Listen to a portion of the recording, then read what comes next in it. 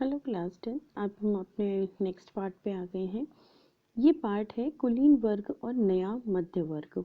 कुलीन वर्ग और नया मध्य वर्ग ये इसलिए है कि पहले या तो दो जो यूरोप था वो लगभग दो पार्ट में था। या तो बहुत अमीर लोग थे और या फिर सिर्फ गरीब थे या किसान थे। लेकिन एक समय 18वीं शताब्दी के आसपास या 19वीं शताब्दी की शुरुआत में एक ऐसा समय आया जब मध्यम वर्ग पनपा। अब ये मध्यम वर्ग कौन है और ये कहाँ से बनकर आए, इनके बारे में हम इस पैराग्राफ में पढ़ेंगे। तो जो मध्यम वर्ग है, अगर हम उसकी बात करें तो वो शुरू में जो सबसे ज़्यादा इस महाद्वीप पर, यूरोप महाद्वीप पे जो सबसे ज़्यादा प्रभावशाली थे वो कुलीन वर्ग के लोग थे। कुलीन वर्ग ऐसा वर्ग जो सबसे ज़्यादा अमीर लोग थे, उनकी बात कर रहा है कि जो कुलीन थे वो अमीर थे, मालिक थे और उनके उनके जो प्रभुत्व था वो सबसे ज़्यादा था और सबसे ज़्यादा प्रभावशाली था। ये एक जैसी जीवन शैली जीते थे। ये इनकी जो चीज़ें थी वो लगभग एक जैसी थी। जैसे ये ग्रामीण इलाकों में रहते थे, इनकी जो जायदाद थी वो ज़्यादातर जायदाद ग्रामीण इलाकों में थी और शहर में इनकी हवेलियाँ थी जहाँ ये रहते थे। राजनीतिक कार्यों के लिए ये उच्च वर्ग के बीच फ्रेंच भाषा का प्रयोग करते थे। ये इनकी सिमिलरिटीज है, ये इनकी जो ये एक जैसी चीजें करते थे ना, उनके बारे में बता रहे हैं, कुलीन वर्ग के बारे में। जैसे फिर से एक बार देखते हैं, कुलीन वर्ग प्रभुत्वशाली था, सबसे ज्यादा प्रभावशाली था। ये एक जैसी जीवन शैली जीते थे।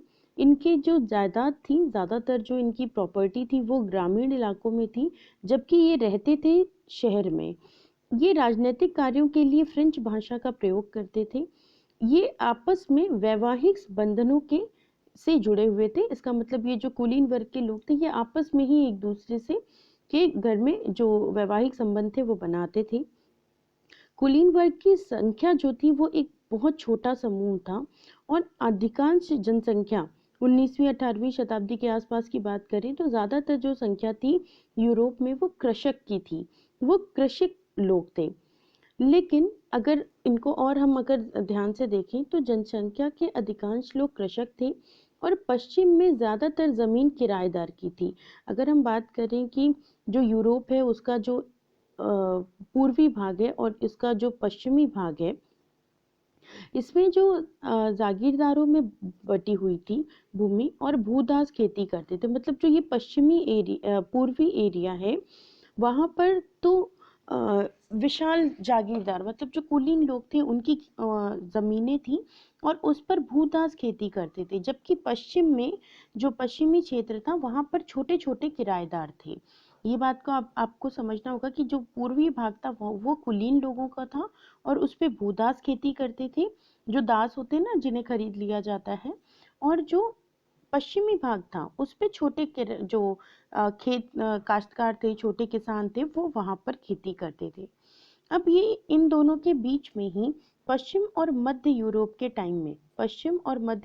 टाइम में औद्योगिक उत्पादन और व्यापार में वृद्धि होने लगी।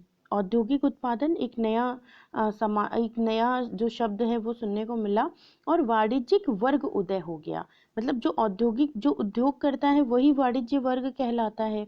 तो औद्योगिक उत्पादन किया जाने लगा और वाणिज्य वर्ग का उदय हुआ। यही वाणिज्य वर्ग, यही जो मध्य वर्ग आगे चलकर बन गया। जैसे जब अस्तित्व में ये बाजार में आए, इनका उत्पादन जो था वो पूरी तरीके से टिका था। जिसका जितना ज्यादा उत्पादन होगा उसका उतना ज्यादा औद्योगिकीकरण हुआ होगा उस बिजनेस का, उस व्यापार का। और 18वीं शताब्दी के दूसरे भाग में फ्रांस और जर्मनी के कुछ राज्यों में ऐसा ही हुआ। जितने ज्यादा सामूहिक अस्तित्व में लोग श्रमिक वर्ग के थे वो सब मध्य वर्ग बन गए। कैसे?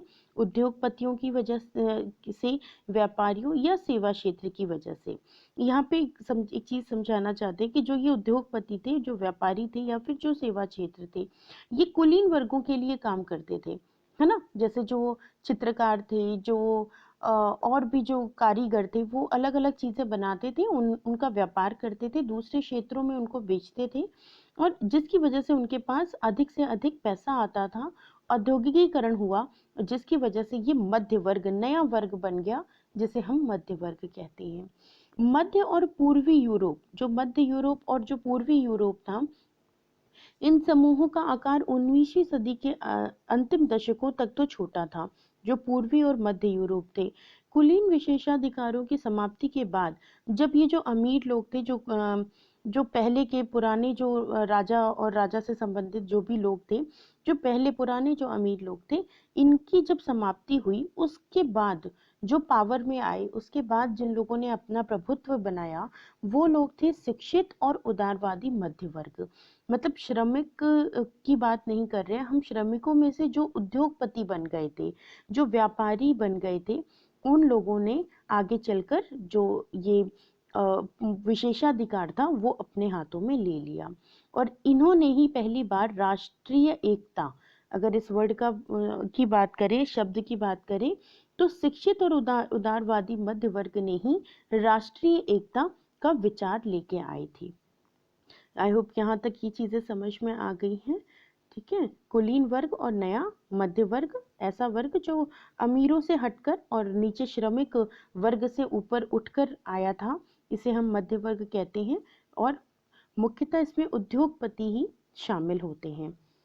चलिए, यहाँ तक ये कब पूरा हो गया। अब मिलते हैं अगले भाग में। जो अगला भाग है वो है उदारवादी और राष्ट्रवाद के क्या मायने थे। मतलब ये जो शिक्षित लोग थे, जो हम लोगों ने अभी ऊपर पढ़ा ना कि शिक्षित लोग थे, ये शिक्षित लोग कैसे उदारवादी कहलाए और कैसे राष्ट्रवाद के मायने इन्होंने लोगों को समझाए। तब तक के लिए बाय बाय, पढ़ते रहो।